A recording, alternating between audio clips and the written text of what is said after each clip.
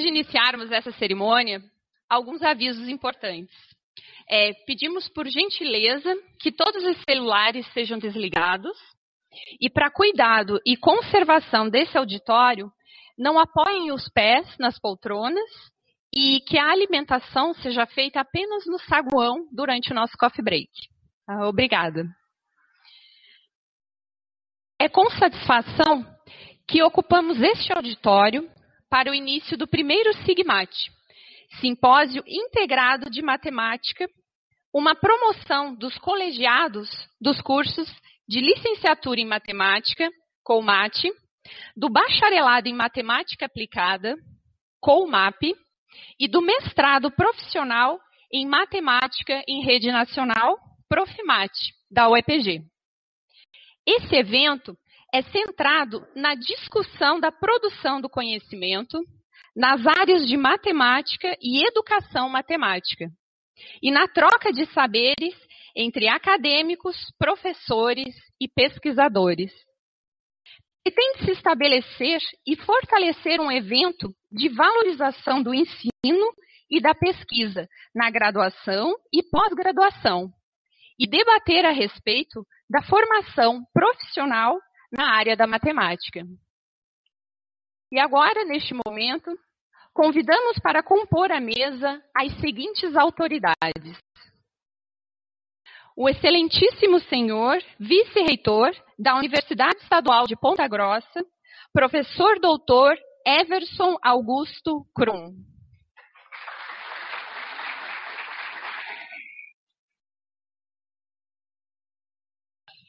O diretor do setor de Ciências Exatas, professor doutor Luiz Alexandre Gonçalves Cunha.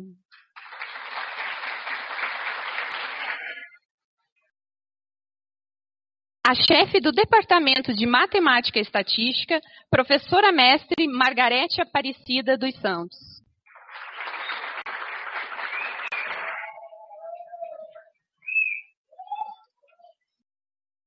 A coordenadora do curso de Licenciatura em Matemática, professora doutora Marli Terezinha Vancan.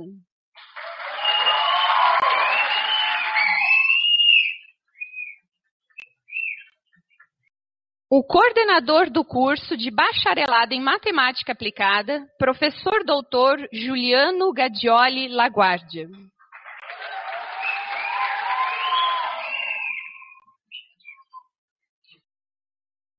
Representando o coordenador do mestrado profissional em matemática em rede nacional, PROFIMAT, o professor doutor Marciano Pereira.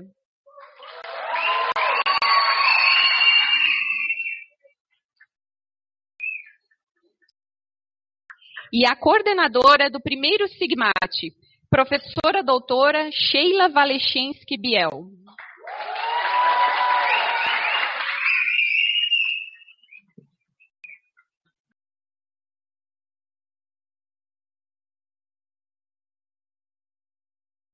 Agora, o agradecimento a nossos parceiros, patrocinadores e colaboradores. A Universidade Estadual de Ponta Grossa, a Sociedade Brasileira de Matemática, a Sociedade Brasileira de Matemática Aplicada e Computacional, a empresa Cássio, Pizzaria Rappen, Brigata Pizzaria, Autêntica Editora, Editora Ciência Moderna, Restaurante Charô e Hamburgueria Pátio Bela Vista. E neste momento convidamos agora para fazer o uso da palavra a coordenadora do primeiro Simpósio Integrado de Matemática, professora doutora Sheila Valechensky Biel.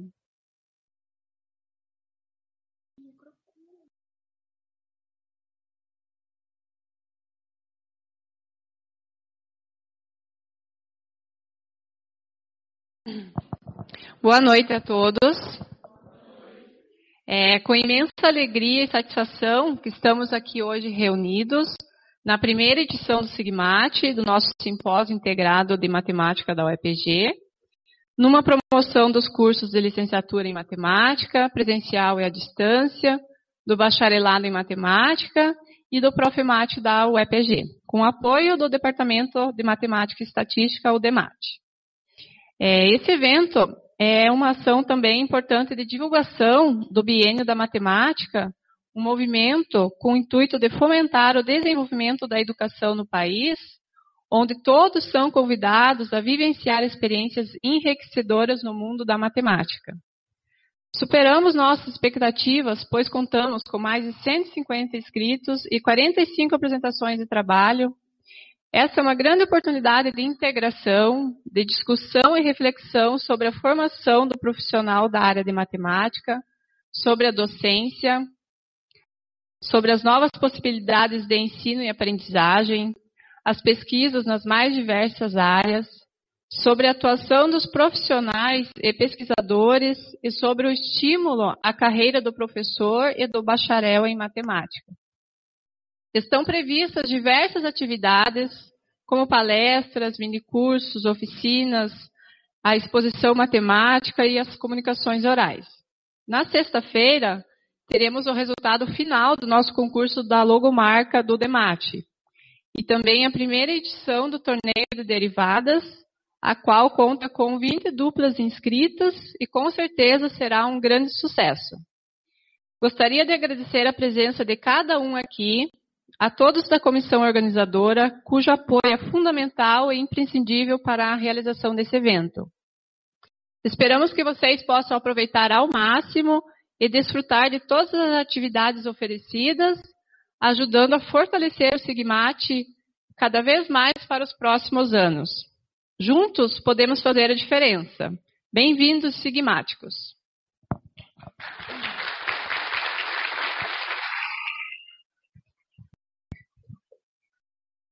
Convidamos agora para fazer uso da palavra o diretor do setor de Ciências Exatas, professor doutor Luiz Alexandre Gonçalves Cunha.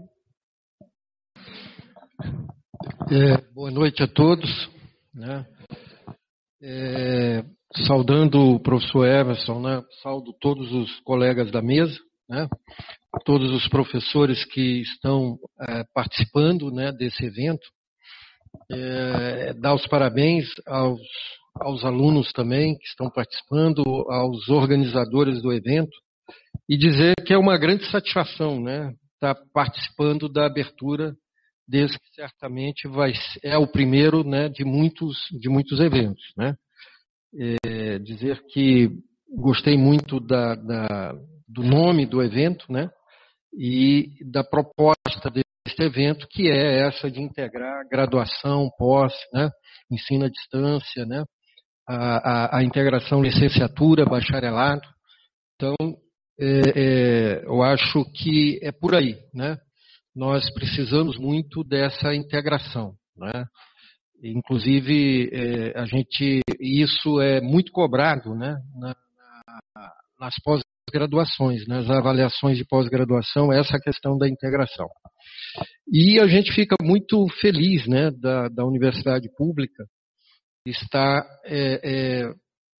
propiciando eventos desse tipo, pelas condições que a Universidade Pública consegue dar para nós, professores e alunos, independente das dificuldades. Mas a gente sabe que a Universidade Pública, ela prima pela questão de você trabalhar o ensino, a extensão e a pesquisa. E isso é que efetivamente nos dá a possibilidade de ofertar um ensino de qualidade nas universidades públicas brasileiras. Sobre isso, eu estou lembrando muito essa questão da universidade pública, porque tanto a nível estadual quanto a nível federal, a gente sabe das dificuldades, das ameaças que pairam sobre a proposta da universidade pública e gratuita. Nós temos recebido aqui na UEPG uma série de alunos estrangeiros, que vêm principalmente dos países da América Latina e da África. E eu orientei 2 alunos, um de doutorado e uma de mestrado, da Colômbia. E numa determinada ocasião, eu perguntei para eles por que eles vieram, né, fazer o doutorado e o mestrado no Brasil. E os dois foram unânimes em responder, né? Porque lá o doutorado é pago, o mestrado é pago, e é muito caro, é muito difícil as pessoas de origem humilde, pobres, né, prosseguir os seus estudos a esse nível, né? Então a resposta deles foi esse, né? Estão vindo para o Brasil para aproveitar a gratuidade que nós temos, inclusive no nível de mestrado e doutorado. Espero que isso não aconteça, né? Porque embora pairem muitas críticas sobre a atuação dos servidores públicos, do setor público, né? Nós demonstramos nas universidades que o setor público é capaz, sim, de trabalhar com eficiência, com qualidade e com competência, né? Então, parabéns a todos nós que fazemos parte de uma universidade pública. E desejo a vocês, né, um evento, né, a garantia da qualidade a gente já está vendo na própria programação, né? Mas espero que tenham realmente um bom evento e, mais uma vez, parabéns por todos que organizaram esse evento. Muito obrigado.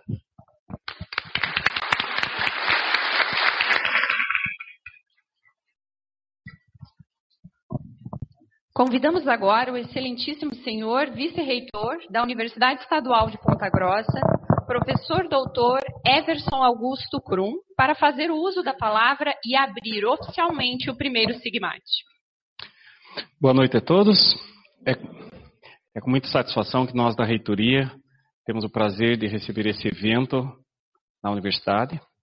Parabenizo a todos os integrantes da mesa pelo desafio de promover esse evento, através do setor, através do mestrado, através da licenciatura presencial e à distância, do bacharelado. E eventos como esse são fundamentais para a difusão do conhecimento, para a criação de novas ideias, para que nós possamos fazer com que nós tenhamos uma universidade, como o professor Cunha disse, de qualidade, uma universidade que seja crítica, que seja um local onde nossas ideias estejam permanentemente sendo colocadas para a sociedade. Como o professor Cunha disse, nós aqui temos a diversidade, nós temos cotistas, nós temos a escola, alunos de origem de escola pública, nós temos os mais diversos públicos frequentando a universidade e principalmente, como ele fala, sem custo nenhum. E isso está muito em perigo, como o professor Cunha comenta. E é a universidade o berço das grandes ideias, do conhecimento, da luta, da discussão, do contraditório, e que nós tenhamos sempre dentro da universidade momentos como esse, que os sigmáticos estão fazendo hoje, e que em outros locais, em outros cursos, em outros momentos, a gente sempre continue pensando no bem humano, no conhecimento, no respeito ao outro, no respeito ao saber adquirido, e que isso se propague de uma maneira democrática, de uma maneira respeitosa, e que as instituições sempre sejam preservadas. Então, parabéns pela organização do evento, e a universidade tem o maior orgulho em que esse evento esteja ocorrendo hoje aqui no PDE, nas instalações da nossa instituição. Muito obrigado.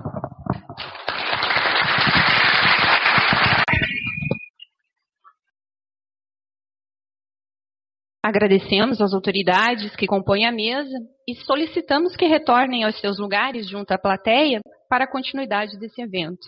Obrigada.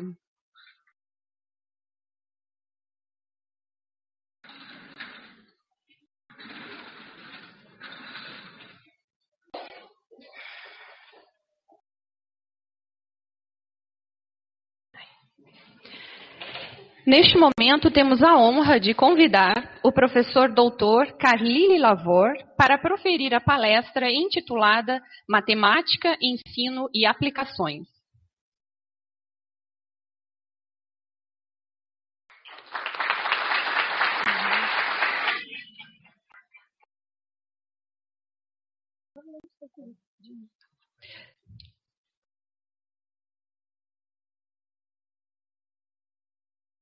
Professor Carlyle Lavor é professor titular do Instituto de Matemática, Estatística e Computação Científica Unicamp. Possui pós-doutorado em Computação Quântica pelo Laboratório Nacional de Computação Científica e livre docência em Combinatória pela Universidade Estadual de Campinas. Com sua pesquisa em geometria de proteínas, foi palestrante convidado em diversas instituições internacionais, com destaque para Columbia University, Duke University, École Polytechnique, IBM T.J. Watson Research Center, Institut Pasteur, MIT e University of Cambridge. E tem experiência na área de matemática aplicada e ciência da computação, com ênfase em geometria de distâncias, álgebra geométrica e computação quântica. É o atual presidente da Sociedade Brasileira de Matemática Aplicada e Computacional, SBMAC. Com a palavra, o professor doutor Carlyle Lavor.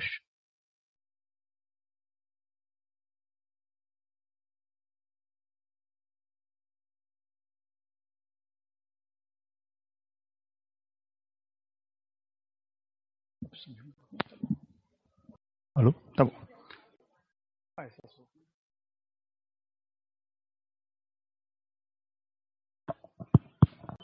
Boa noite. É um grande prazer estar aqui. Estou muito contente. Acho que é a minha segunda vez que eu visito aí a Universidade Estadual de Ponta Grossa. Agradeço pelo convite e é uma grande honra poder dividir com vocês aí a primeira edição deste evento. Como presidente da SBMAC, que é a Sociedade Brasileira de Matemática Aplicada e Computacional, já posso afirmar que vocês podem contar com a gente na edição do próximo ano. Posso garantir isso porque a gente vai estar até o final do próximo ano na diretoria. Tá bom? Eu sei que os alunos, em geral, gostam de estar no fundo, mas vocês podem se aproximar mais? Acho que ficaria mais interessante.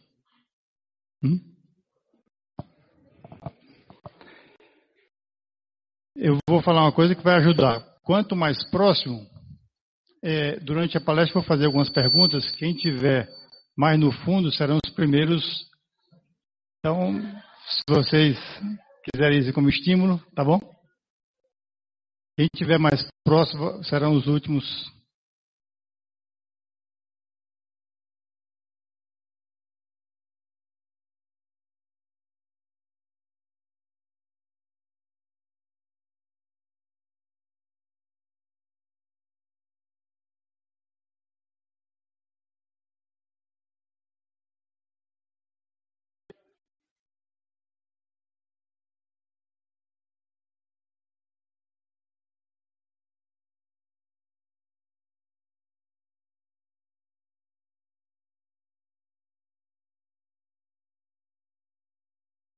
Obrigado, pessoal. Vamos lá.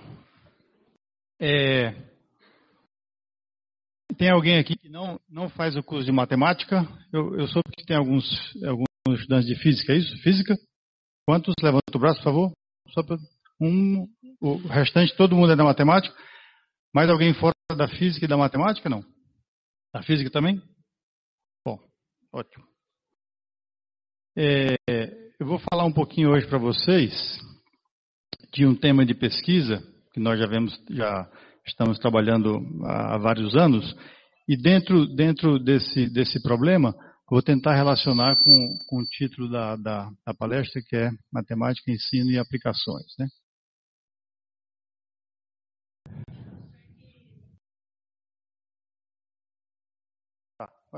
Eu estou à disposição de vocês. Só vou voltar amanhã, então. E para a palestra ficar mais interessante para vocês e para mim, pode me interromper à vontade, tá? Só levantar o braço e de verdade, fica mais interessante e evita aí aquela tentação do sono, né? E para deixar a adrenalina já ocupar o corpo de vocês, eu tenho aqui 6 nomes que foram me passados aí, que estão na plateia, e em algum momento eu vou parar e perguntar, fulano, entendeu? O que você acha aí, tá bom? Como vocês não são 6 nomes aí, então se tiver pensando no mundo da lua, não vai ser uma boa ideia, né? São 3 mulheres e 3 homens.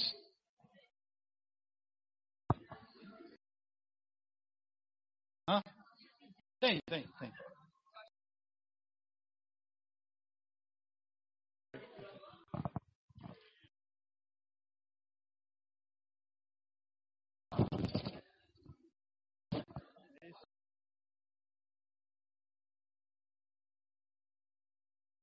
Bom, a adrenalina já entrou em ação aí, né? Vamos lá. Então, me interrompa à vontade. Bom, eu já vou falar sobre o resumo que eu mandei, mais ou menos o seguinte, ó. Eu sou do Departamento de Matemática Aplicada, então o viés vai ser um pouquinho para matemática aplicada, mas eu vou considerar todo a matemática aplicada, é claro, está dentro da matemática, e vou tentar, como eu falei, tentar falar e estimular que esse problema possa ser utilizado também no ensino da matemática. Se o outro é melhor, não? Vocês que sabem. Está muito próximo, é isso? O microfone, eu tenho que ir para lá? Ah? Tá bom. Então, aqui eu estou dizendo o seguinte, eu vou tentar convencer vocês ao longo da palestra que para resolver, e eu gostei do que está escrito ali sobre a matemática aplicada, para resolver problemas reais, é necessário 3 habilidades principais. A primeira coisa é o conhecimento matemático, óbvio. A segunda é a disposição, e por que não dizer a capacidade de dialogar com cientistas de outras áreas, está escrito ali também. E a terceira coisa é, uma vez entendido o problema real e representado esse problema no mundo da matemática, é necessário colocar esse modelo matemático no computador e o computador vai fazer o trabalho braçal. Hoje em dia, a ligação entre a matemática e a computação está cada vez mais forte. Eu vi também que vocês estão lembrando ali, acho que no outro, que o ano passado e esse ano é o biênio da matemática, né? E esse ano lá no Rio de Janeiro teve o ICM, que é o Encontro Internacional de Matemáticos. É um evento que acontece de 4 em 4 anos e é onde é dada a medalha Fields, né? O prêmio mais importante da matemática. Eu acho que esse ano ficou até mais conhecido pelo roubo da medalha, não é isso? Isso até ajudou a propaganda. E uma coisa que se percebe é que os medalhistas estão trabalhando em problemas cada vez onde é exigido a conexão entre áreas da matemática e até a conexão entre a matemática e a computação. Bom, eu vou ilustrar essas coisas com um problema que eu mencionei no início, é um problema que a gente trabalha, que é um problema ligado à geometria. É um problema de cálculo de estrutura 3D de moléculas. E, de maneira particular, moléculas de proteínas. Todo mundo lembra do ensino médio, o que é uma proteína, né? A proteína é a molécula da vida. Qualquer sistema vivo funciona por conta das proteínas. E para dar a importância, por que entender ou calcular a estrutura tridimensional de uma proteína é importante? Porque isso está relacionado, por exemplo, ao desenvolvimento de novos medicamentos. Todo medicamento está relacionado a algum tipo de proteína ou a uma família de proteínas. E a ação do medicamento, é lógico que de uma maneira grosseira, ela funciona por encaixe. O medicamento, deseja-se que o medicamento se encaixe em uma parte da proteína para fazer com que o medicamento tenha efeito. Bom, aí aparece a geometria, né? Só para dar uma ideia por que isso é um problema importante, a indústria farmacêutica é a segunda no mundo em termos de valores de mercado. Alguém tem uma ideia qual é a indústria que ocupa a primeira posição? A indústria farmacêutica é a segunda. Vamos começar aqui com a minha listinha. Juliano, diga aí o número de 1 a 6. 5. É Verônica, tá aí, Verônica? Não pode se esconder, hein? Verônica? Muito bem, Verônica. Chuta aí qual é a primeira indústria, a indústria que vale mais do que a indústria farmacêutica. Não. Gostei da coragem, não pensou 2 vezes. A indústria, alguém quer chutar ou não? Não. Mais alguém? Quem falou?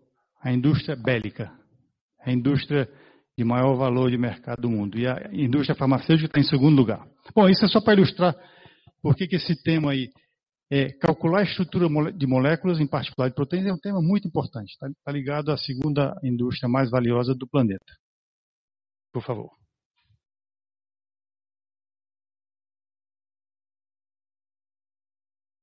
Mais um. Então, não, está faltando. Volta um pouquinho. E tem algum problema aí do PDF. Tem uma coisa aí antes. Será se... Eu entreguei para quem ali? E eu testei?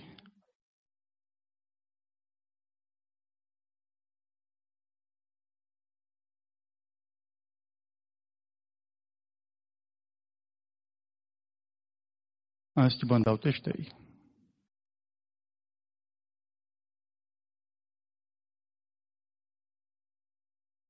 Talvez tentar outro computador, não? Olha aí se tem alguma coisa antes.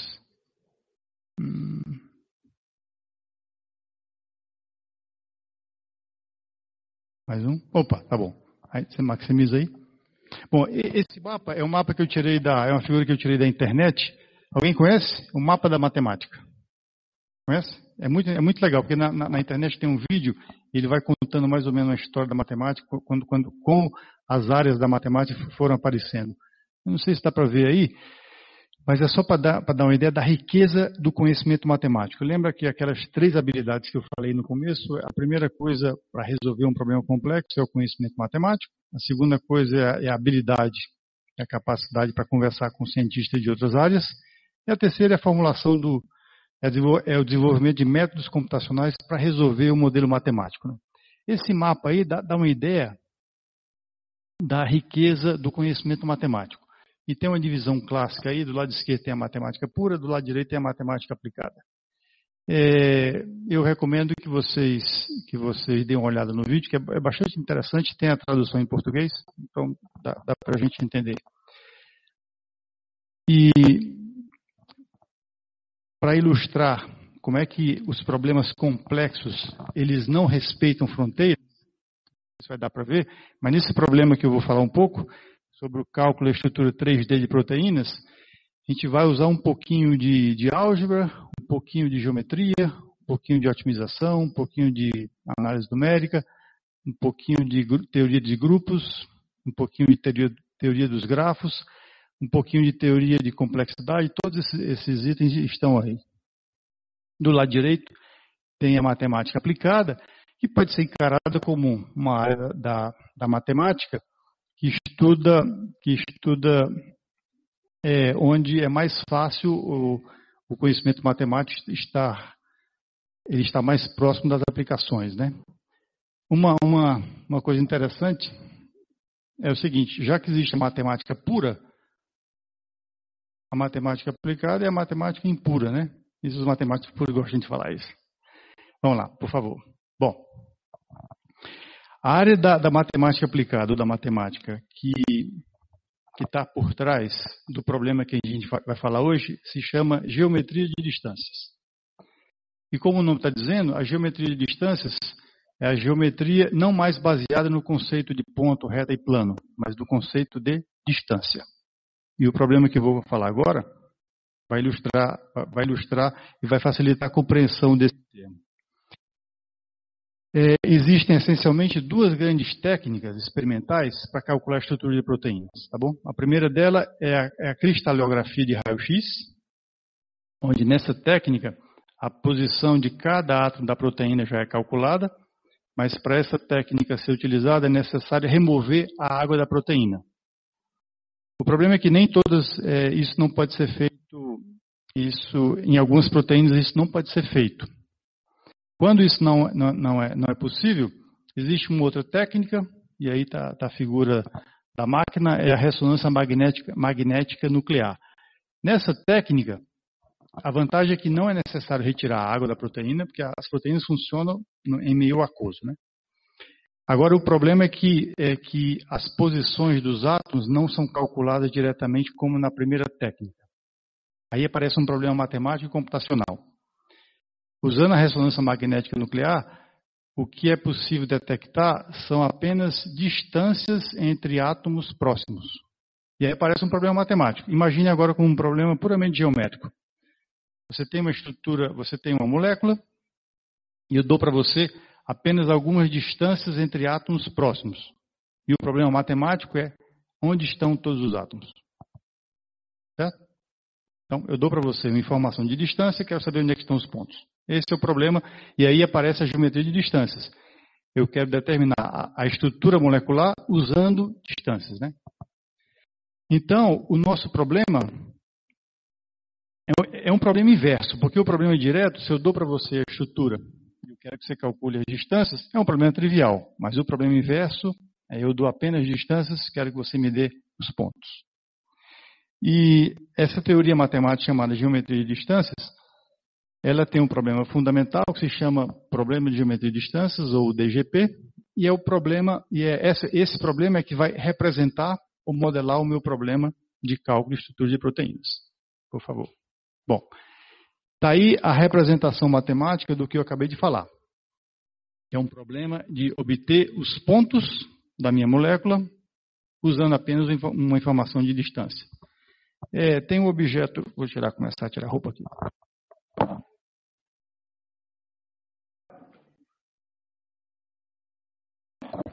Bom, oi.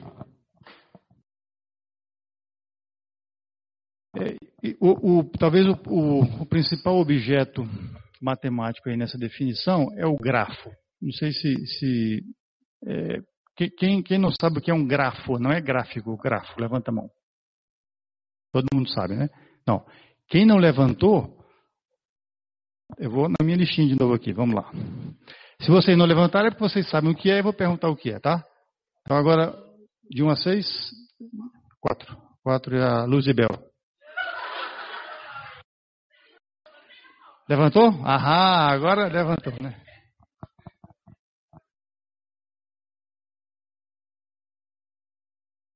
Eu só enxerguei alguém que levantou a mão ali. Quem foi que levantou a mão lá de cá? Tá aqui, 2. Vou dar mais uma chance, tá bom? Quem não sabe o que é um grafo? Olha a diferença aí, né? Ok, tá bom. O grafo é uma coisa super simples. Um grafo formado por dois conjuntos. Ali G é o símbolo para denotar um grafo. Onde V é um conjunto de pontos, no nosso caso serão os átomos, e o E é um conjunto de pares desses pontos. Pronto, definido aí em menos de 5 segundos o que é um grafo. Não tem um quadro aqui não, né? Então, o grafo é o conceito matemático mais importante da matemática discreta.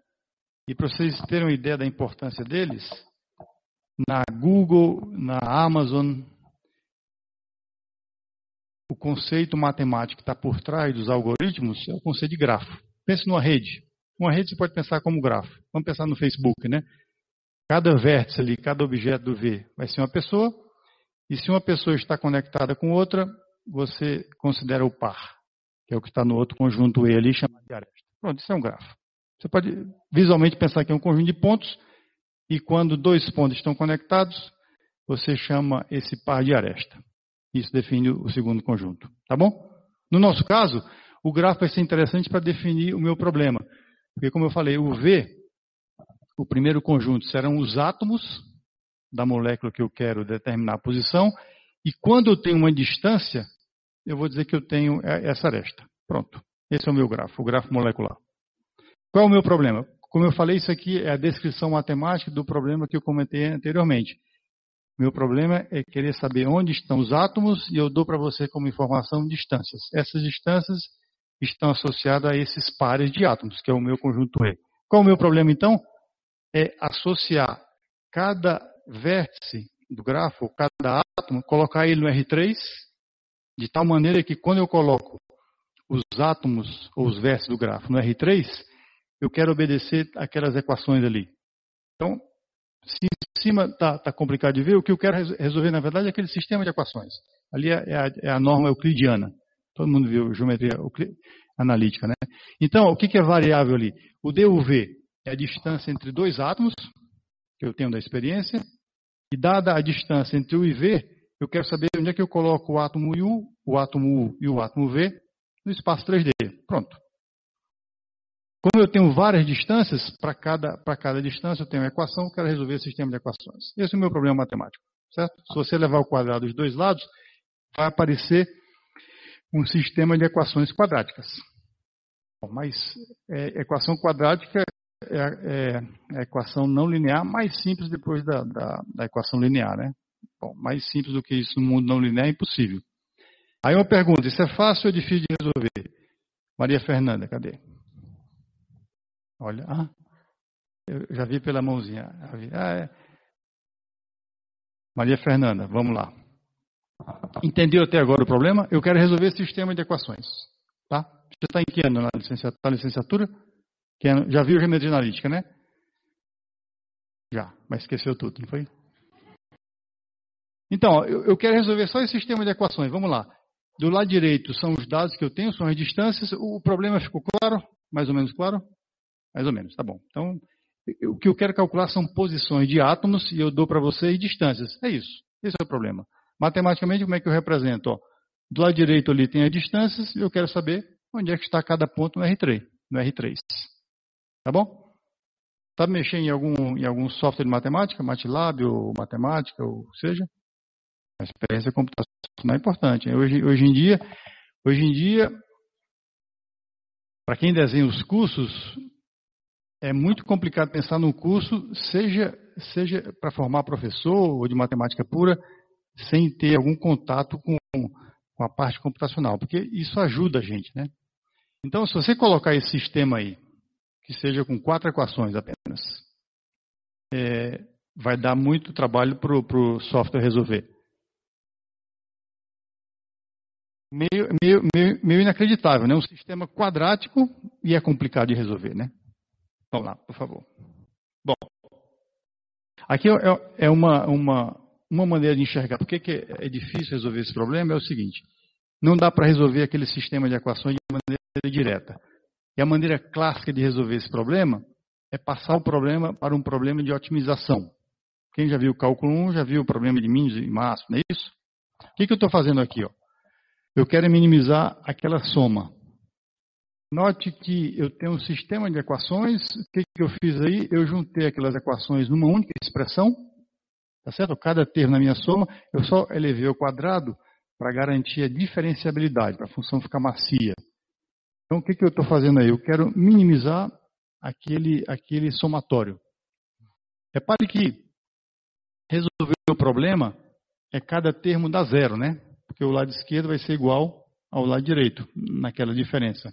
Significa que o menor valor da função eu sei quando dá zero, quando eu resolver todas as equações. Agora, achar o ponto onde a função dá zero é que está o problema. Não sei se vocês lembram lá das aulas de cálculo 1 ou cálculo 2, resolvendo o problema de máximos e mínimos. O problema é que essa função é cheia de mínimos locais e eu quero achar o global. E esse é um problema muito difícil em otimização. E uma coisa que complica é que a quantidade de mínimos locais cresce exponencialmente com o tamanho da molécula. Aí é muito complicado esse problema de resolver. Então, é uma maneira de explicar por que resolver aquele sistema de equações é complicado, porque é uma maneira equivalente, né? Aí são algumas informações teóricas sobre o problema que no nosso caso não vai ser muito útil. Então a maneira clássica de resolver o problema é transformar aquele sistema de equações na minimização dessa função. É um problema muito difícil. O que a gente está tentando fazer já há alguns anos, e estamos tendo sucesso, é olhar o grafo que representa a molécula. Porque note que nesse problema de minimizar essa expressão, a gente esquece o grafo. A gente o foco é na minimização dessa função. E a nossa ideia é olhar para o grafo que representa o problema. Lembra que o grafo é uma entidade abstrata, né? Eu tenho os vértices do grafo que estão associados a átomos, e o que eu quero é colocar cada vértice do grafo no R3. E olhar para o grafo que define o problema vai nos dar várias informações importantes. Vamos começar a ver. Bom, eu falei um pouquinho sobre a parte teórica. Vamos agora lembrar aí do que é uma proteína. A proteína é uma combinação de moléculas menores, lembrando aí do ensino médio, chamada de aminoácidos.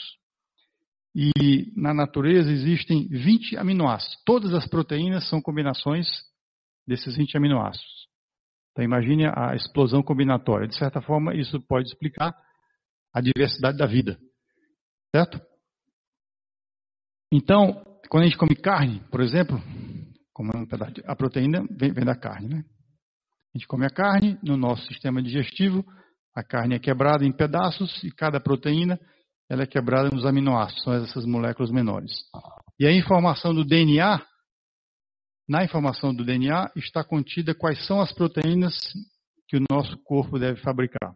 Então, o DNA lança a informação, quero fabricar tal proteína, os aminoácidos estão à disposição, depois da digestão, e aí eu vou combinar aminoácido com aminoácido e produzir as proteínas do nosso corpo. Não sei se dá para ver, mas existe uma repetição ali, ó, em cima, NC-alfa-C, NC-alfa-C. Cada bloco desse é um aminoácido. Então, a ideia de resolver o problema usando a abordagem combinatória é tentar posicionar átomo a átomo. De novo, nosso problema é calcular onde estão os átomos usando informação de distância. Vamos imaginar da esquerda para a direita, tá certo? Eu acho que dá para ver que eu tenho aqueles 3 átomos alinhados. Na verdade, eles não estão alinhados, aqui é apenas uma representação visual. Então, vamos pegar aqueles 3 átomos e o próximo da direita. Como eu tenho a distância entre todos eles, 2 átomos ali conectados pela haste, significa que eu tenho o tamanho da ligação covalente. Eu sei a priori. E quando 3 átomos estão conectados, eu tenho uma molécula.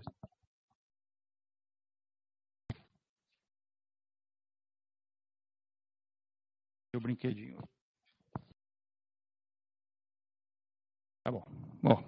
Então vamos imaginar que isso aqui é a nossa molécula, tá? E quando 2 átomos estão ligados, por exemplo aqui, esses 2 vermelhos, ó. Isso aqui significa que eles estão ligados quimicamente, essa distância eu conheço a priori. Significa que eu já tenho informação para o meu grafo, né? E quando 3 átomos estão ligados covalentemente, como o preto, o azul e o preto, esse ângulo plano aqui também é conhecido.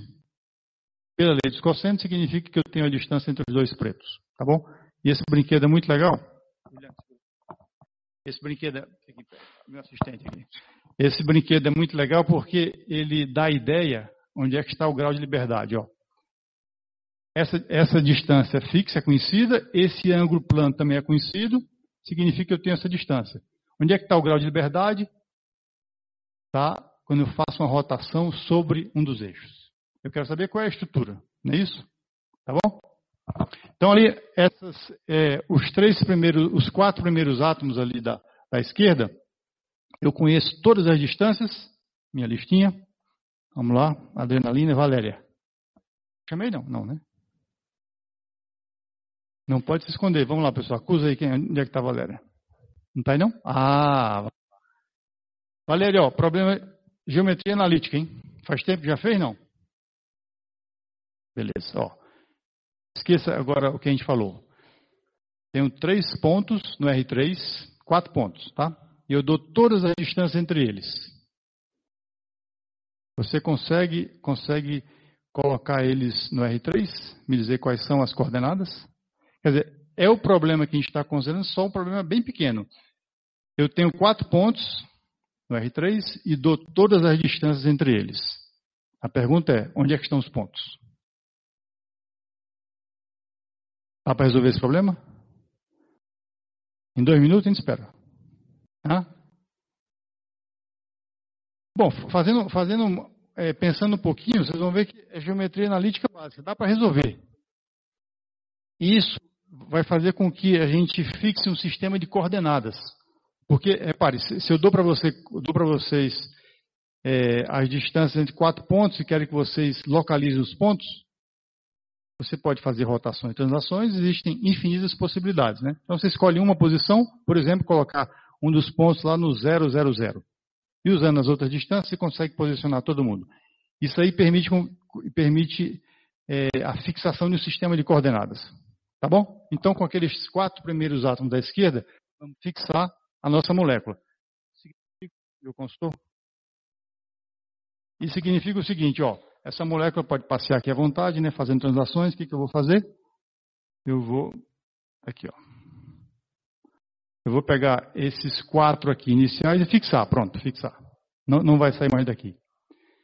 Quais são? Repare que eu não vou ter mais esse movimento nem esse aqui, né? Eu vou fixar aqui, ponto, está fixo. Quais são os graus de liberdade? São esses aqui, ó.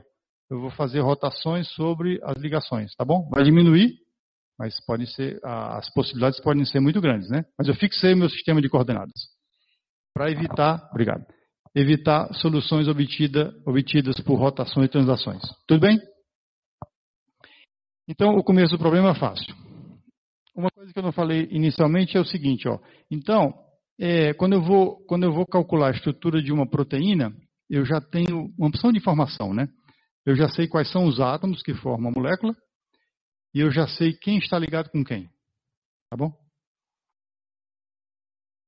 E aquela máquina que eu mencionei, a ressonância magnética nuclear, na verdade, ela me dá distância entre átomos de hidrogênio que estão próximos.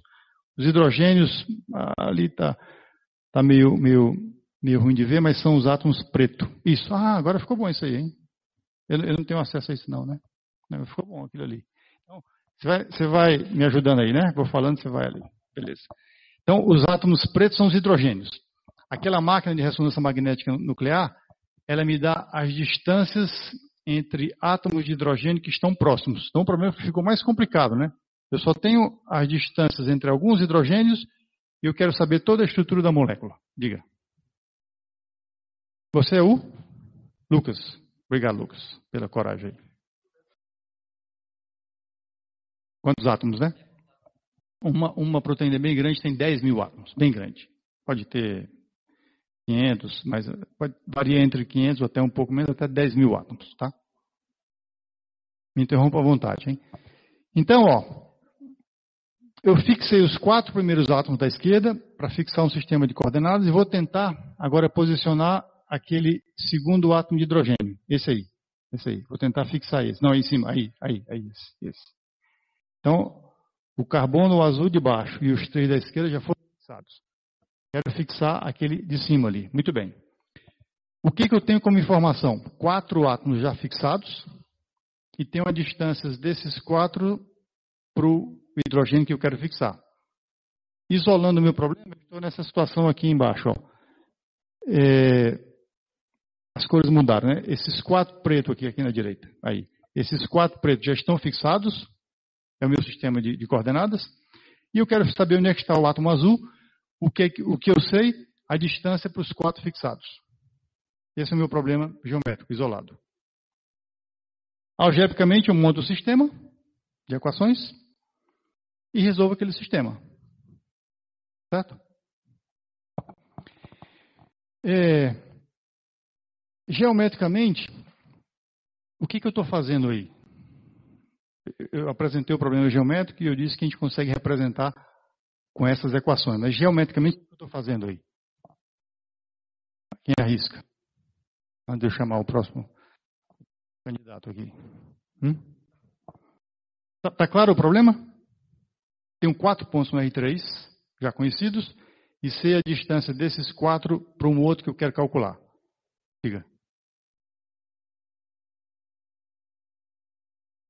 Pode sim. Mas, geometricamente, o que está acontecendo aí? Que problema eu quero resolver?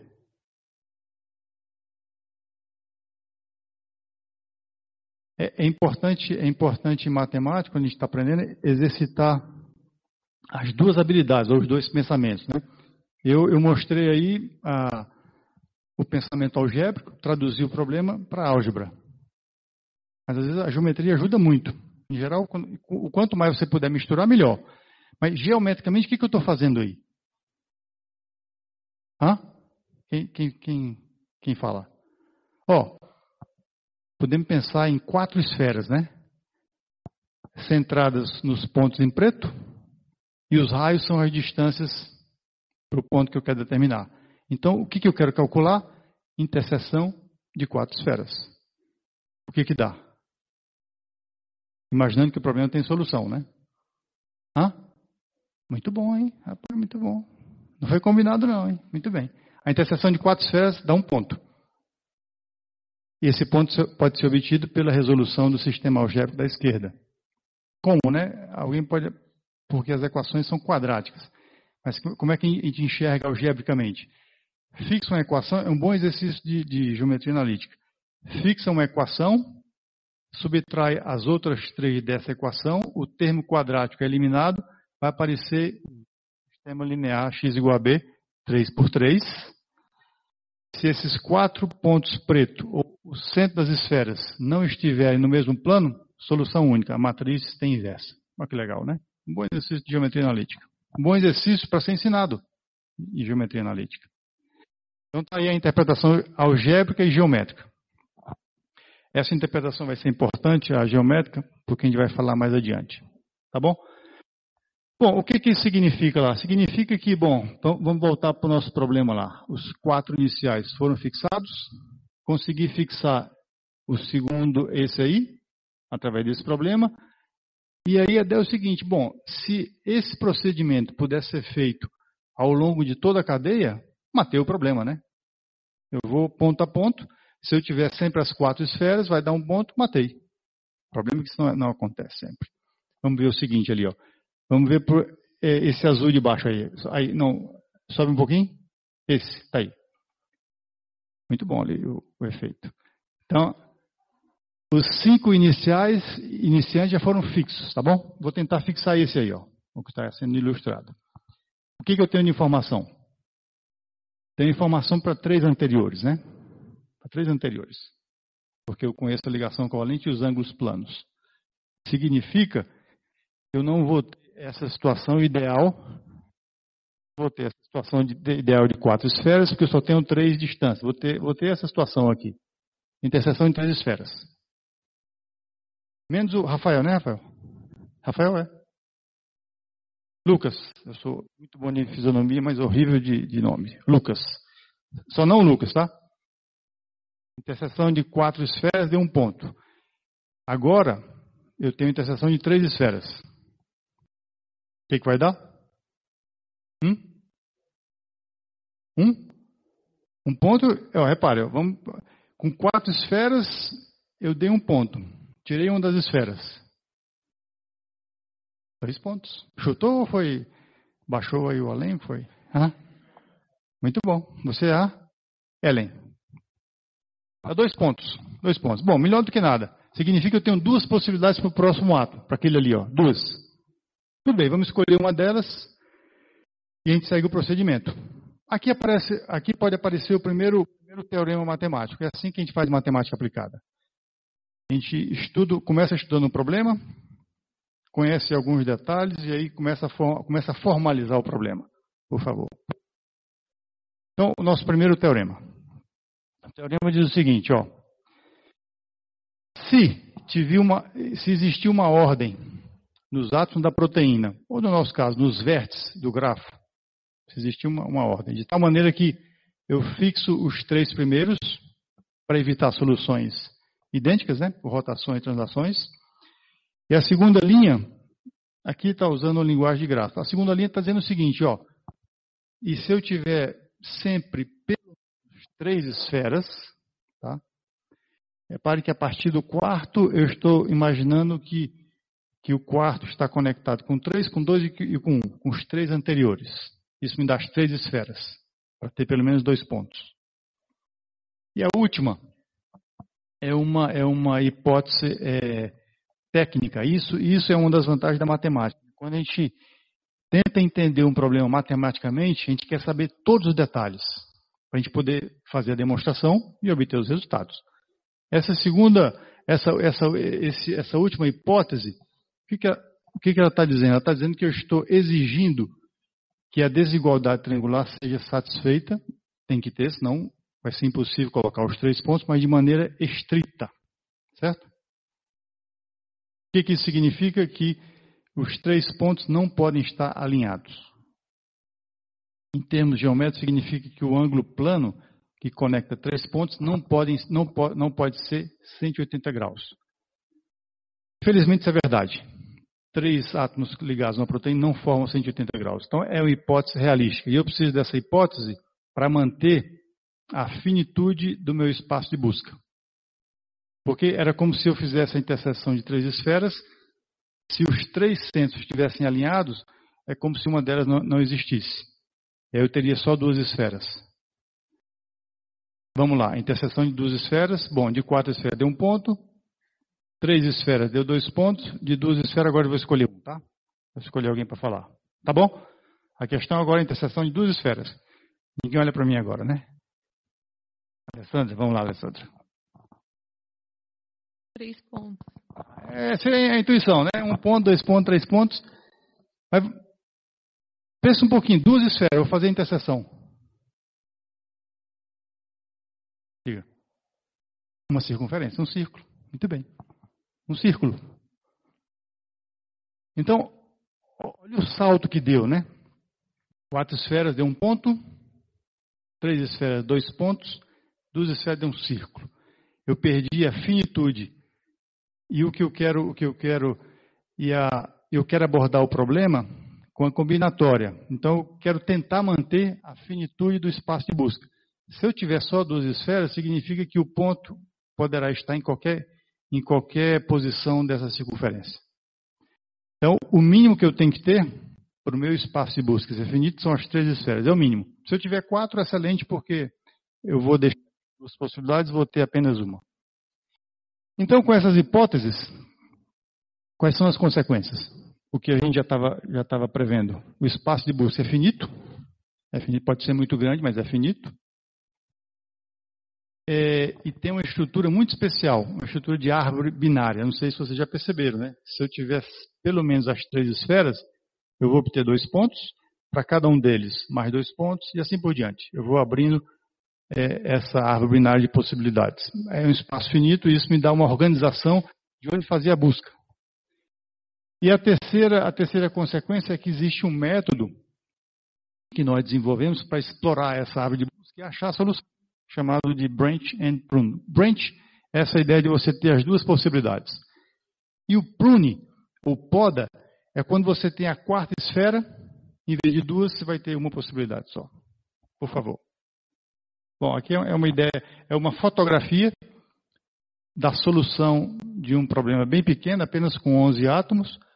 É uma fotografia do que esse método Branch and Prune fez. Então, como eu tinha dito, o espaço de busca pode ser representado como árvore binária. Para não me perder, vou fazer a busca da esquerda para a direita. Olha o que vai acontecer. Ó. Lá em cima tem os 3 primeiros vértices para fixar o meu sistema de coordenadas. Então, fixei.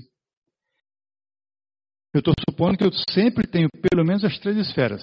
Então, o 4º ponto, 2 possibilidades. Desce mais um nível para a esquerda. Fixando os 3 anteriores, mais 2 possibilidades. Vou descendo, desce mais um pouquinho, mais um. Aí, parou.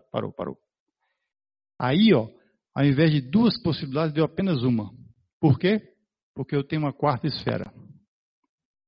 O que isso significa no nosso problema? Meu consultor. Vamos imaginar que essa é a molécula que eu quero determinar, tá certo?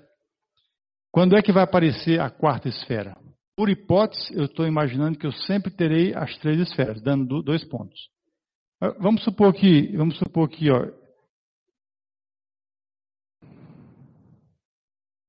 vamos supor que esse é o primeiro átomo, tá certo? Eu vou para cá, aí chego nesse branco aqui, ó. Esse branco está próximo desse preto. E eu vou supor que essa distância é detectada pela ressonância magnética nuclear, porque estão próximos. Eu estou supondo, obrigado. Eu estou supondo que eu tenho as 3 esferas dando 2 pontos. Nesse caso aqui, como a proteína está enrolada, em algumas situações eu vou ter uma distância extra. Geometricamente significa que eu tenho uma 4ª esfera. Nesse caso, a interseção das 4 esferas dá apenas 1 ponto. Então, houve uma poda. Uma coisa até o final.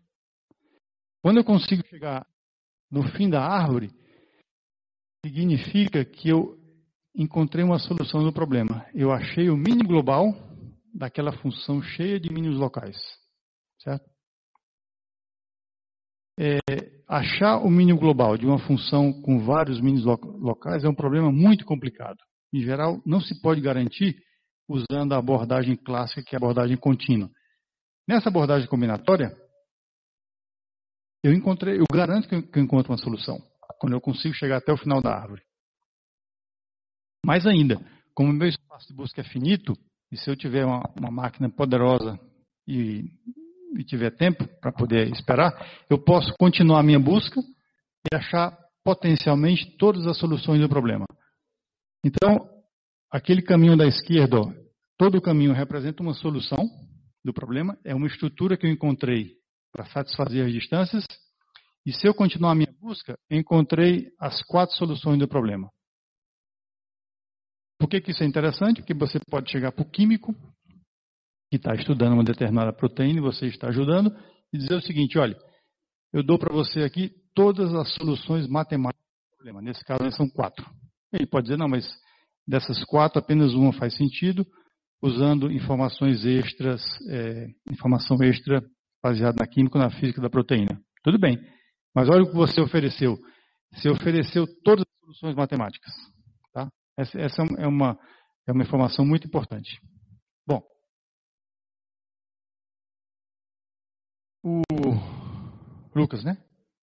O Lucas tinha perguntado o tamanho das proteínas. A gente fez simulações com proteínas com cerca de 10 mil átomos, que é uma proteína bem grande. E esse método se mostrou muito eficiente. Conseguiu resolver problemas com cerca de 10 mil átomos.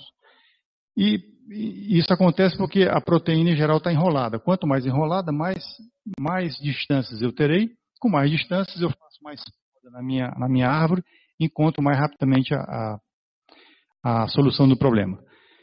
Mas tem um segredo, a rapidez desse método. E esse segredo está relacionado ao seguinte. Por favor, mais uma. Né? Um slide. Aí. Em questão de segundos. É bastante eficiente. E qual é o segredo?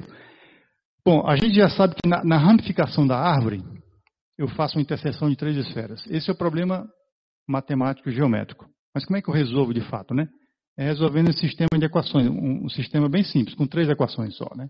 Para me dar os 2 pontos, a interseção das 3 esferas.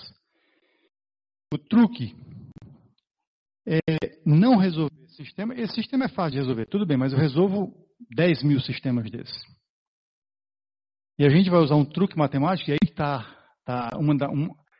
uma das características muito importantes da matemática. A primeira é a abstração, né?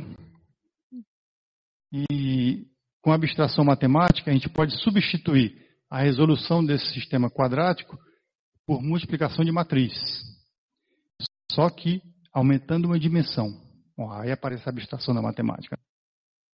E existe uma frase muito famosa, me recordo quem falou, no início do século XX ou do final do século XIX, de que diz o seguinte: a essência da matemática é a liberdade. O que significa isso?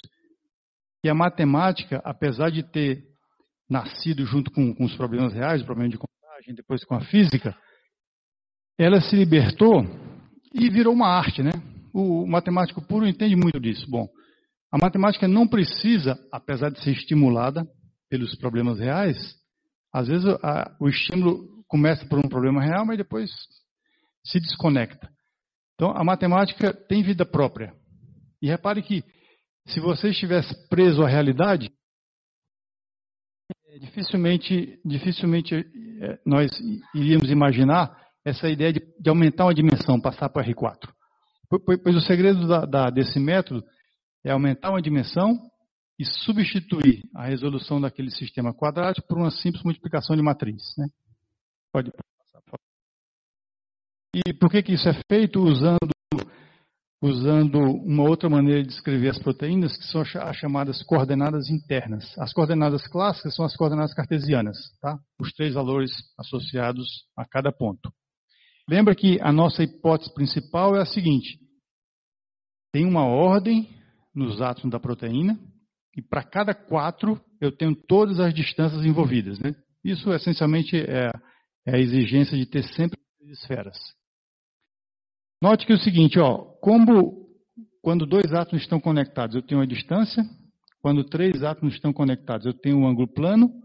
E como eu sei a distância entre o I-3 e o I, significa que eu consigo calcular o cosseno do ângulo diedral. O que é o ângulo diedral?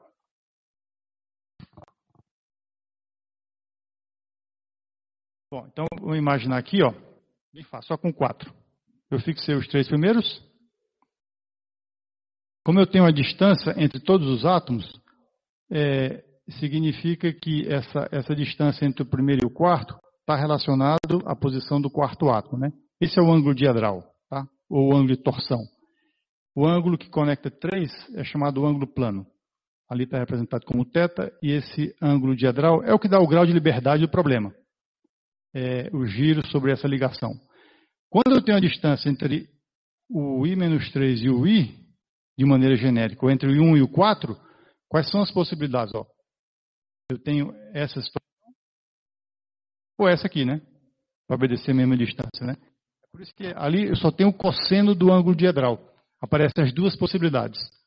É uma outra maneira de enxergar a interseção das 3 esferas, né? Eu tenho apenas o cosseno. E aparecem 2 valores para o seno. Por favor.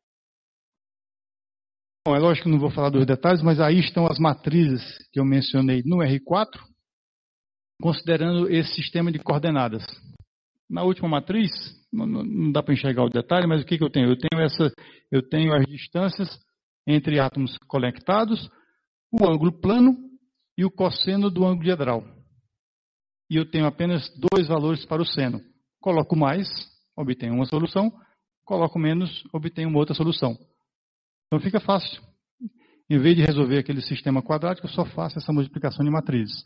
Por favor, para dar um exemplo, para obter as 2 possibilidades para o 4º átomo. Aí eu só esqueci. Em geral, é muito comum em matemática a gente fazer o seguinte, que é o que eu estou fazendo aqui, né? A gente aumenta o espaço.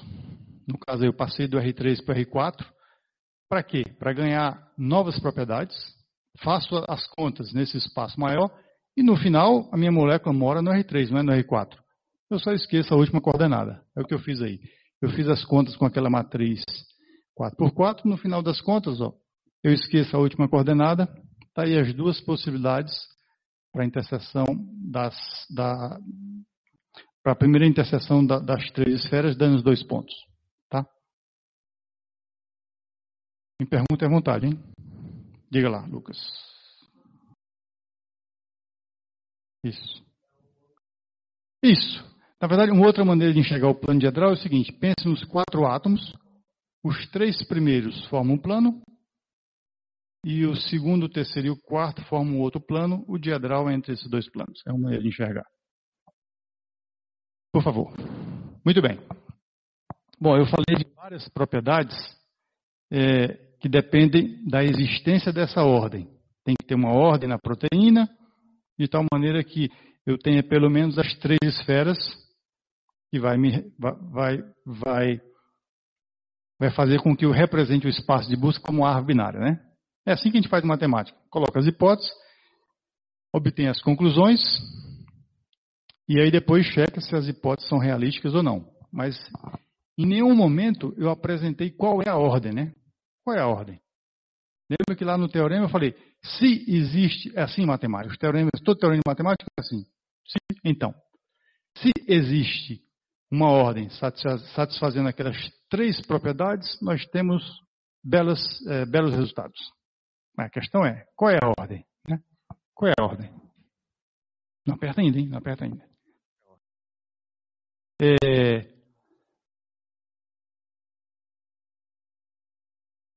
Nós tínhamos resolvido o problema, né?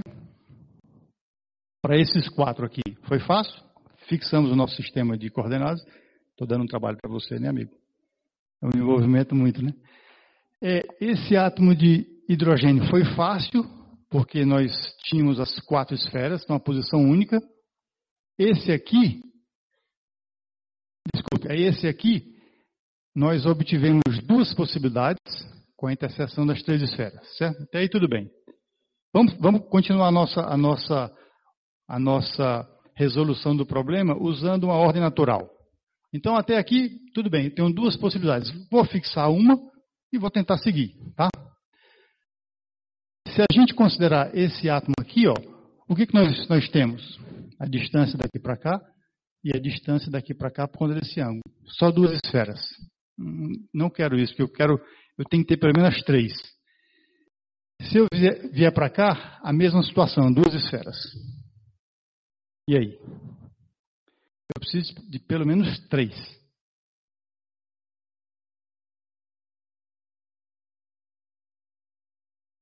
O que faz? Senta e chora? Eu tenho belíssimas propriedades se eu tiver as 3 esferas, né? Aí eu só tenho 2. Né? É uma situação que todo matemático aplicado encontra. Você começou a formular o seu modelo matemático, fez uns teoremas, demonstrações bonitas, bons resultados. Aí vamos lá voltar para o problema. O problema não está obedecendo às suas hipóteses, né? Aí de novo vem o poder da matemática. Tem que baixar o santo aí, tá bom? Tem que ter ideias, né? É assim que a coisa funciona, não tem regra. Se tiver regra, bota no computador, tira o nosso emprego. Então, o que nós fizemos? Já sabemos que não dá para ir nem para baixo, nem para a direita ali, né? Se você quiser manter toda a sua teoria bonita construída até o momento. Alguém? O que você fez ali? Você teve uma ideia? Eu vi o movimento da sua mão e me lembrou a ideia que eu tive. Não? Foi coincidência? Qual a ideia? Bom, vou tentar inventar uma ordem meio maluca, né? Tchan, tchan. Aí a ordem maluca. O que está escrito aí, ó? Lá na nossa posição no carbono, ali no 6,7, dá para ver? Entre o 6 e o 7. Dá para apontar, por favor? 6,7. Aí, tá aí. Nesse ponto a gente tinha 2 possibilidades.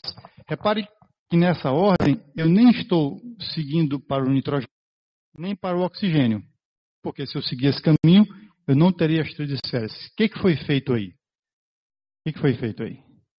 Imagina o seguinte, ó, lá da esquerda, tem 1, 2, 3, 4, 5, 6, estou no 6. Aí, 6. O que eu fiz? Eu retornei, o caminho é 7, né? Eu retornei para um átomo já posicionado. Para quê? Para garantir a minha hipótese. Se eu retornar, significa que eu vou ter o valor da distância. Então, essa foi uma ideia, fazer uma repetição. Fisicamente isso não tem sentido, né? Estou colocando um átomo em cima do outro, mas no mundo abstrato não tem problema. Eu estou fazendo uma ordem com repetição. E aí eu dei um outro salto. Aí, esse salto aí, perfeito. Foi combinado, né? Perfeito aí. Eu estou usando o fato que eu tenho essa distância. Aí, de novo, vem se você quer de fato contribuir com uma solução de um problema real, está fora do mundo matemático, você vai ter que conversar com um especialista.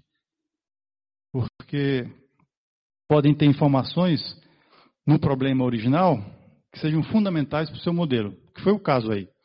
Essa distância aí, 8, na verdade, ela vem do fato de que existe uma coisa chamada plano peptídico.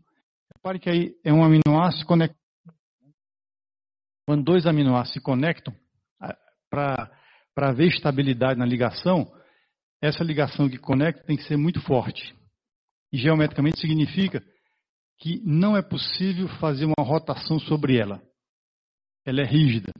E sendo rígida, vai aparecer um plano onde essa distância é dada também. Salvou a nossa vida. Essa aí. Então essa distância é dada. Então foi possível fazer um retorno à ordem e depois fazer esse salto. Isso tudo para evitar aquele caminho que iria me jogar na interseção de duas esferas. Bom, aí dá para demonstrar que usando essa ordem, que vale para todas as proteínas, eu vou ter sempre as 3 esferas. Salvou minha vida. Certo? Bom, então dá para demonstrar que todas as distâncias, estou embaixo agora, todas as distâncias relacionadas a esses pares são distâncias precisas, são números reais maiores do que zero, mas para a distância associada à terceira esfera, podem acontecer 3 coisas. E aí é o que está agora dando problema para a gente. De certa forma, é o que está garantindo o nosso trabalho. É tema de pesquisa. Então, ó, essa ordem garante o seguinte. É sempre possível ter as 3 esferas, onde 2 delas têm raios precisos. É o que a gente quer. Então, faço a interseção de 2 esferas, eu tenho um círculo de possibilidades. Mas tem um probleminha com a terceira esfera. Ela pode ter raio zero, eu vou ter aqui ali, pode ter raio zero, que é a ideia da repetição, e isso não tem problema, na verdade. Eu acho que você consegue me ajudar. Ali, se for do 12, 13 e 14, eu estou exatamente nessa situação. É 12, aí vamos lá, 13, desceu, aí 14 embaixo. Aí, ó, eu estou saindo de um ponto e retornando, né? Aí significa que a terceira esfera tem raio zero, não tem importância.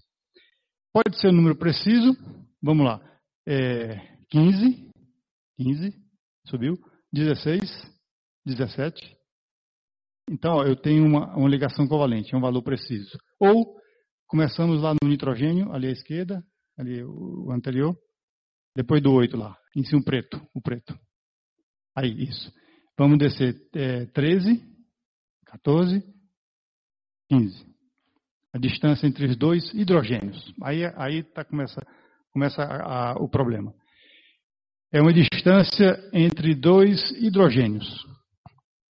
Essa distância não vem da geometria das proteínas, vem da máquina. Vem da máquina. É um dado experimental. Todo dado experimental tem imprecisão, né? E eu estou supondo valores precisos.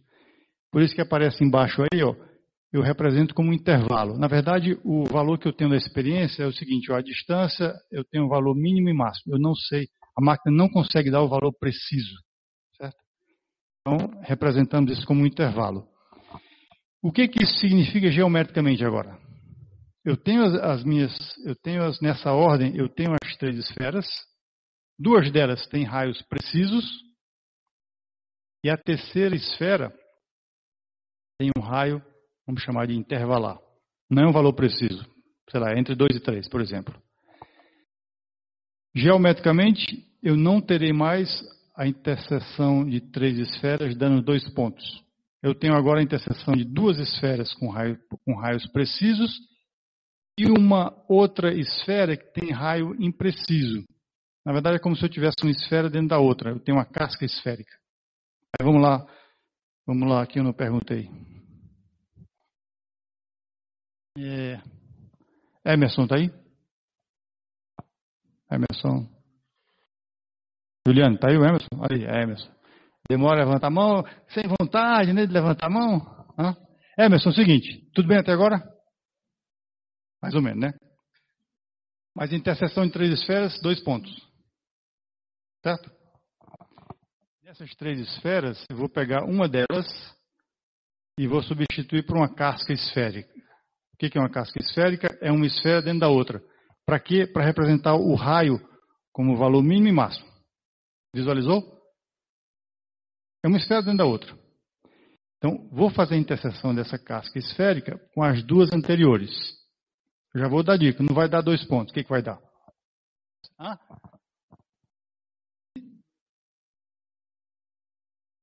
Perfeito. Aí. Teve medo? Tá certo. Perfeito.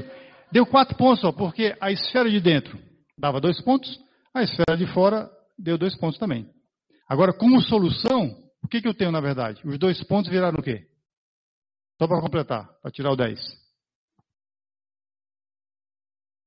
Você acertou, deu 4 pontos, né? Esses 4 pontos estão associados às 2 esferas. Mas os 2 pontos que eram obtidos quando todas as esferas tinham raios precisos viraram o quê? Como possibilidades para a interseção desses objetos.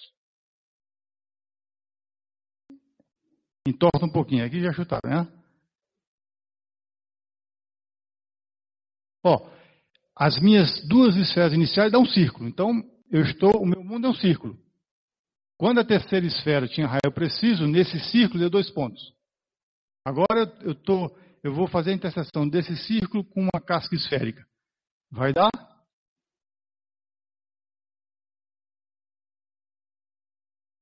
Pega o ponto e faz ele se movimentar um pouquinho. Que objeto geométrico vai dar?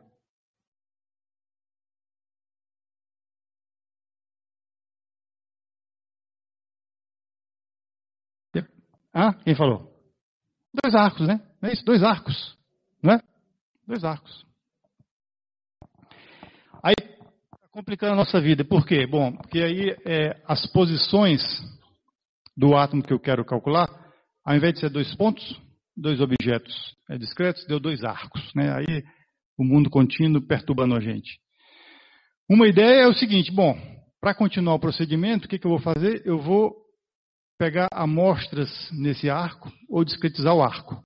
Porque eu pego um ponto no arco e continuo a minha busca. Mas o que acontece fazendo isso? Eu posso fazer isso? Posso. É o que a gente fez inicialmente.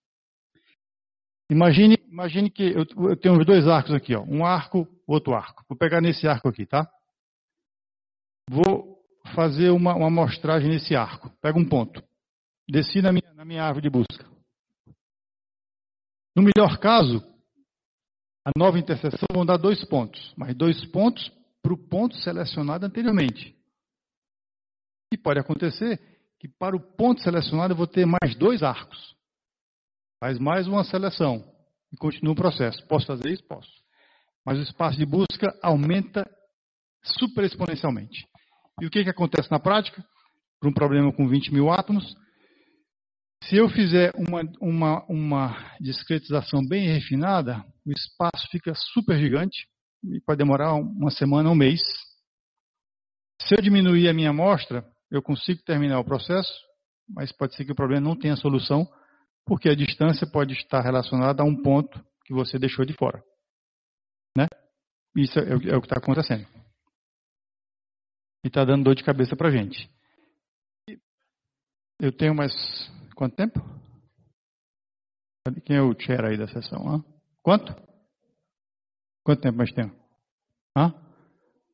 Ele falou que eu tinha 3 horas para falar. Não, é perigoso, hein, ficar à vontade. Eu estou muito à vontade aqui. Não, diga aí, eu tenho 10 minutos, 15? Pode ser?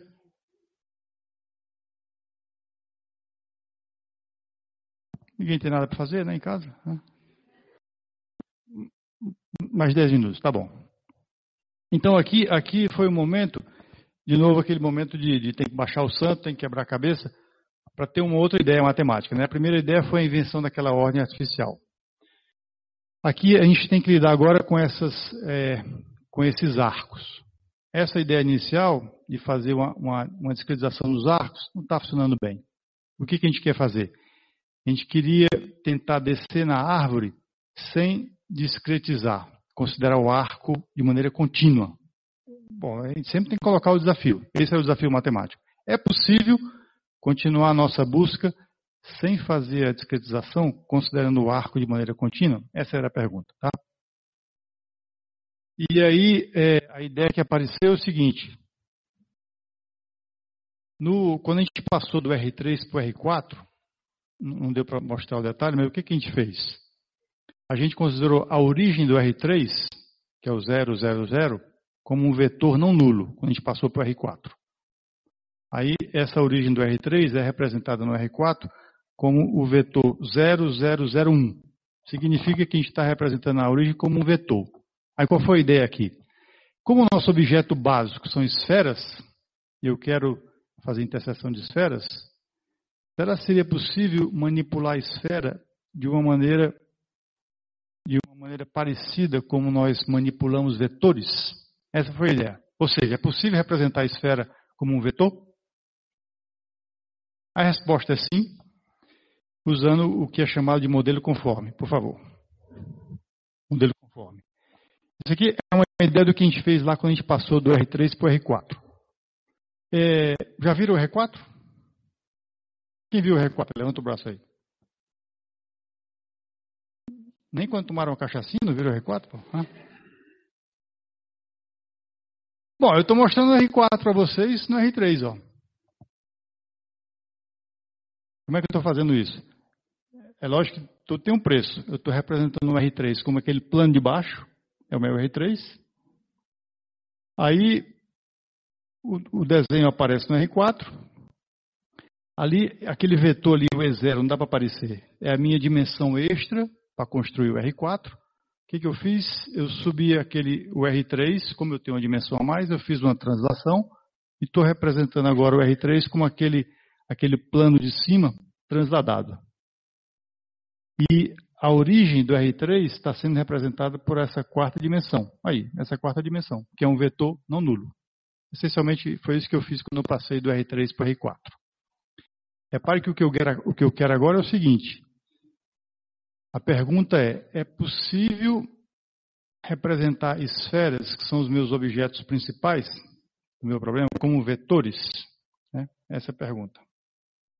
E a resposta é sim, se você der asas à imaginação, subir mais uma dimensão.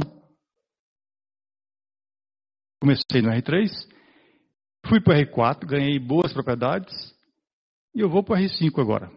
Tá? É lógico que os detalhes técnicos não vai dar para entender, mas é para vocês pelo menos terem noção de que coisas malucas são possíveis na matemática. Né? Sem mágica, né? Sem mágica. Então, por favor, a próxima. Uma das maneiras de apresentar matematicamente isso é o seguinte. Eu vou para o R5 e vou tentar inventar um novo produto interno. Bom, vocês aprenderam lá em álgebra linear ou em geometria analítica, o produto interno clássico, né? Pega dois pontos lá do R3 e você multiplica coordenada a coordenada e soma, né? Assim, produto interno clássico, né? Aí o que eu vou fazer no R5 é tentar criar um novo produto interno e eu vou querer que esse produto interno, nesse espaço de 5 dimensões, e aí os pontos lá no R5 estão representados em letra maiúscula, o X grande e o Y grande, que representam 2 pontos no R3. A ideia é que esse produto interno seja proporcional à distância euclidiana dos 2 pontos que eu represento. É lógico que eu só estou dando uma para quem tiver interesse depois, eu posso dar um material. A ideia é essa, de justificar como é que é possível representar a esfera como vetor. Mas vamos ver uma consequência interessante. Ó. Se você admite que isso é possível, lá do R5, inventar um novo produto interno que ele seja múltiplo da distância euclidiana dos 2 pontos que eles representam no R3. Se você admite que isso é possível, é o velho se então da matemática. Olha o que vai acontecer embaixo. Ó. É só pegar o x igual a y, significa que eu vou ter no R5 um ponto que representa um ponto no R3, e ele não é nulo, tá ali o x vem de 0, lá em cima, a implicação, mas o produto interno que eu vou inventar, com ele mesmo dá 0. Significa que ele vai ter tamanho 0, e não é o vetor nulo. O produto interno que vocês conhecem não permite isso, certo? É a chamada positividade do produto interno, né? Significa que esse novo produto interno não vai obedecer à positividade. Mas as outras propriedades, a simetria e a bilinearidade, se mantêm. Beleza, só vou perder a positividade. Como eu quero ganhar uma coisa, vai ter uma perda. É assim na vida. Por favor. Então, bom, isso aqui é a maneira axiomática de apresentar esse novo produto interno. Aqui não vai valer a pena, podemos passar mais um. E o que eu quero agora é fazer o seguinte, ó. Quando eu passei do R3 para o R4, o que eu estava interessado é num subespaço do R4 que represente o R3. Com aquela imagem, a gente só fez uma translação do espaço, né? E agora eu quero saber o seguinte, no R5, com esse novo produto interno, qual é a cara do ponto que é a cópia do ponto no R3? É isso que eu quero saber. Eu quero manipular os objetos no R5, mas pensando no R3. Usando aquela propriedade da norma ser igual a zero, aparece essa última equação e fazendo alguma manipulação, o resultado é a parte de baixo. Ó. Essa aqui é a cara do objeto no R5, vai representar, bom, esse ponto aqui é o ponto no R5, esse X aqui é o ponto no R3, e a representação desse ponto no R5 vai ser assim. Quando eu passei do R3 para o R4, a representação era simplesmente pega o seu ponto e soma com a nova dimensão. Aqui é a nova dimensão. Ó. Se a gente pensar em termo vetorial, o que vai acontecer? Bom, é um vetor de 5 dimensões. 3 dimensões são as dimensões do ponto original. A quarta dimensão é só você fixar 1. Lembra, o que eu fiz lá do R3 para o R4 foi subir um plano.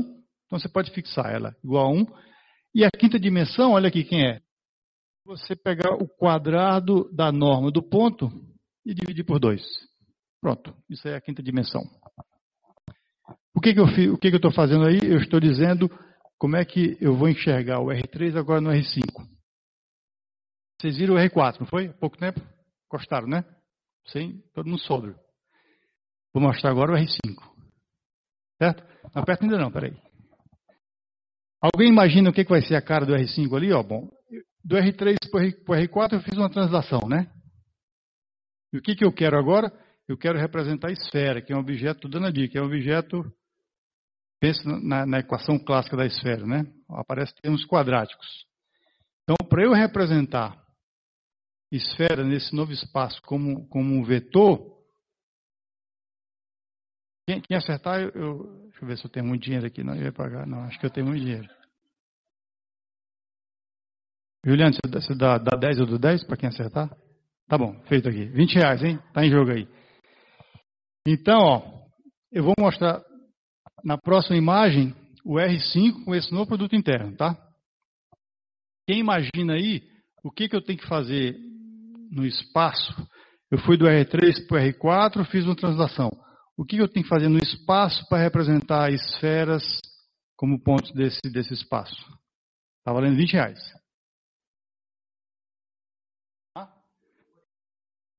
Não. Perdeu 20? Tem mais. Quem quer falar? O que tem que fazer? Diga. Transação foi o que eu já fiz, né? Eu tenho. Não, rotação não.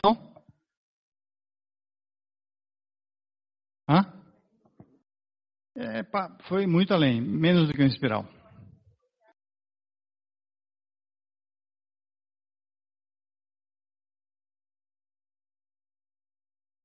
Esquentando, está esquentando. É o quê?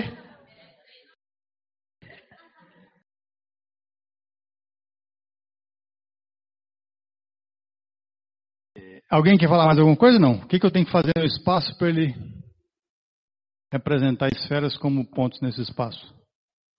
Quem quer chutar?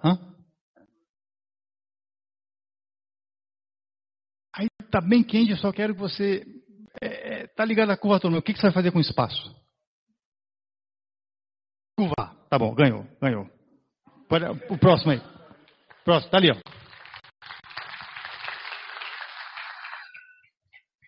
Juliano, como eu sou convidado, depois tu dá os 20 para ele, tá bom?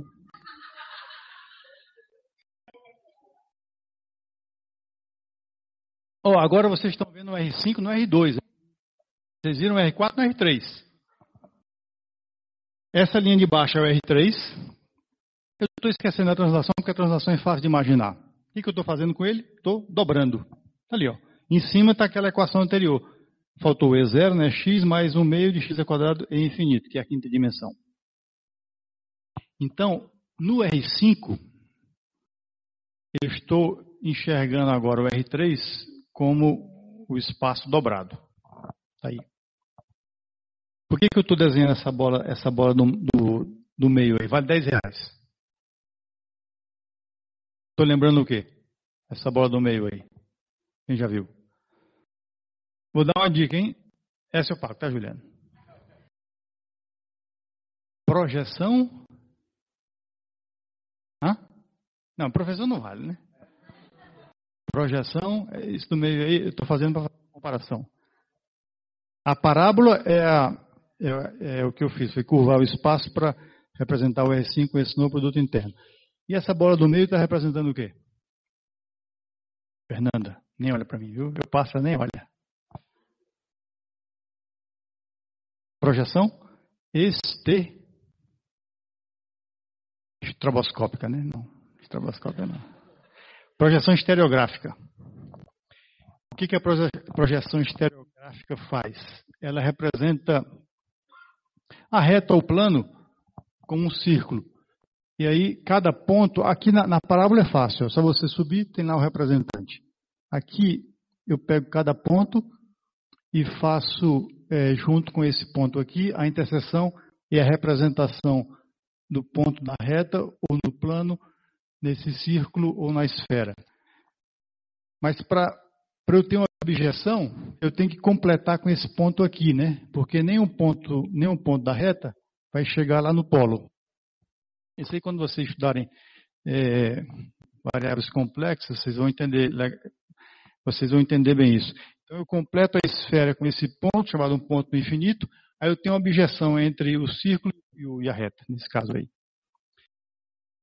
No nosso caso, a gente não dobrou todo o espaço, tá? Não dobramos só um pouco ele, justamente para ter as características que a gente quer. Então, é diferente da projeção estereográfica. Por favor. Hã? É boa pergunta. E aí? R$5 agora. 20, 10, 5. Hã? Por que é um ponto chamado de ponto infinito?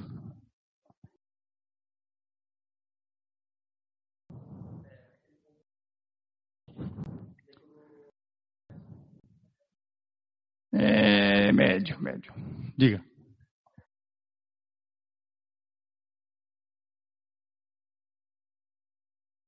Está relacionado ao que eu vou falar, mas não é essa a resposta aí. Vamos na reta indo para a direita. Se eu for para a direita, eu vou me aproximando, não vou? Me aproximando. Mas para qualquer ponto da reta, eu nunca vou chegar lá, concorda? Nunca vou chegar. Mas se eu for para o infinito, eu vou bater nele. Pronto, está aí a resposta. Se você for para o infinito pela direita ou pela esquerda, você vai bater no polo norte lá. Então, mas só se você for para o infinito. Nenhum ponto da reta vai bater nele, né? Mas se você tender o infinito, você vai ser o representante lá do polo.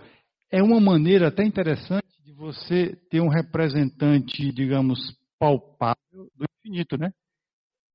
O polo do círculo é um ponto do círculo, né? É um ponto. Mas ele está representando uma coisa não tangível da reta. É uma maneira de você... eu entendi o que é o infinito. É o polo norte. Você já pode dizer, o que é o infinito? É o polo norte do círculo. Pronto. É o infinito. É o infinito. Por favor. Isso aí está ligado a esse fé de rima. Por favor, mais um. Pode passar mais um. Tá bom. Agora, finalmente, vou mostrar aí o resultado de toda essa brincadeira. Dá para fazer algumas contas e trabalhando no R5 com esse novo produto interno, está aí a equação da esfera. Muito mais bonita do que aquela que vocês aprendem de geometria analítica. Ali, ó, S. T é o centro da esfera, representado na parábola. E o R é o raio da esfera, está funcionando como uma coordenada a mais da quinta dimensão. Pronto. Não é esoterismo, hein? Isso aí dá certo. É possível fazer as contas. Então, a esfera é esse objeto aí. No R5, com esse novo produto interno. E aí, voltando o que você falou, olha. Na verdade, no R5, com esse novo produto interno, os objetos básicos são círculos e esferas. Ponto, reta e plano são esferas ou círculos. O que ele falou está parecido com aquilo ali, não foi? O que você falou naquela hora? Olha aí, é o que está escrito ali, ó.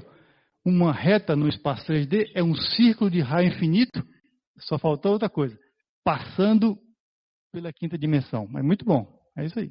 Está ali, ó. Ele falou, é ali. Tem mais quanto tempo? Tem que acabar. Então, pessoal, bom, eu vou acabar por aqui, mas dizer que tem muito mais coisa legal. O que a gente fez agora foi a representação da esfera numa nova linguagem. É possível agora, o R5, para concluir, é possível agora pegar o R5, nós já temos um produto interno levemente diferente do produto interno usual, né? Mas é possível pegar o R5 e inventar um novo produto do R5, que é chamado produto de Clifford. Quem já ouviu falar em Clifford? Em Hamilton, já ouviu falar dos quaternions? É um sucessor. No meio tem o Grassmann. Então, o Clifford inventou um novo produto muito, muito legal. Pode definir ele no RN. No nosso caso, no R5, a gente define um novo produto entre vetores. E sempre quando eu tento generalizar, acontecem algumas perdas, né? Esse novo produto, a propriedade que a gente perde é a comutatividade, mas ele é associativo e é distributivo. Mas a perda da comutatividade traz novas propriedades. Mas o que é legal com esse produto de Clifford, é que você pode inverter vetor. Olha que legal, inverter vetor. Lá em álgebra linear, vocês aprendem o conceito de espaço vetorial. O que você pode fazer? Somar dois vetores e multiplicar por um escalar. E tem também o produto interno, né? Se for no R3, tem um produto vetorial. Aqui é um produto e o vetorial só é definido no R3. O Clifford inventou um produto onde é possível inverter vetor e fazer coisas bem mais bonitas. Por exemplo, fazer interseção de esferas com essa representação aí. Mas fica para a segunda edição do próximo ano, né? Obrigado, pessoal.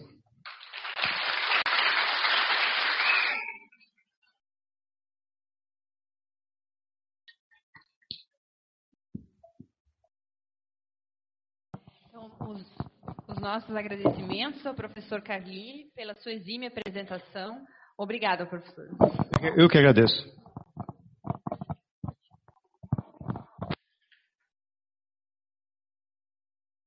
Agora nós teremos uma pequena pausa de aproximadamente uns 15 minutos para confraternização no saguão e em seguida retornaremos para a apresentação cultural do grupo Letras Cênicas com a peça Desencantos de Machado de Assis, que será apresentada na sala grande no andar de cima.